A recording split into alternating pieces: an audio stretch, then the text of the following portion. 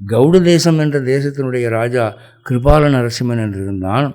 அவனை யாரும் வெல்ல முடியாது. அவனுடைய சேனாதிபதி இருக்கிறானே, அவன் சரபேருண்டன்னு பேர். அவன் ஒரு நயவஞ்சகன்.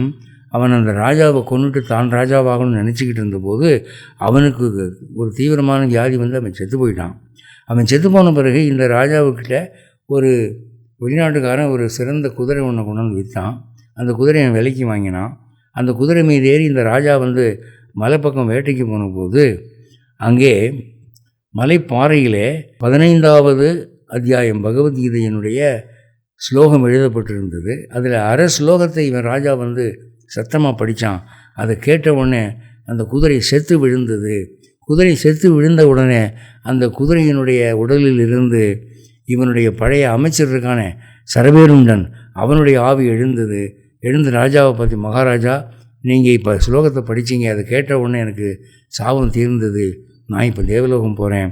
நீங்களும் இந்த பகவத்கீதை 15வது அத்தியாயத்தை தொடர்ந்து படிங்கன்னு சொல்லிட்டு அவன் போய்விட்டான். அப்போ அங்கே ஒரு மகான் இருந்தார் அந்த மலையிலே. அவர் தான் அந்த ஸ்லோகத்தை எழுதி வச்சவரான். அவரும் சொல்லவே இந்த மன்னன் அந்த மகானிடம் இந்த பகவத்கீதை 15வது அத்தியாயத்தை உபதேசம் பெற்று அவர் வந்து தினம் படித்து நற்கதி அடைந்தான். எனவே தீய பாவ வாழ்க்கை வாழ்ந்து இறந்து போனவர்கள் நற்கதி அடைவதற்கு இந்த பகவத்கீதை 15வது அத்தியாயம் படிக்க வேண்டியது என்பதை தெரிந்து கொள்கிறோம்.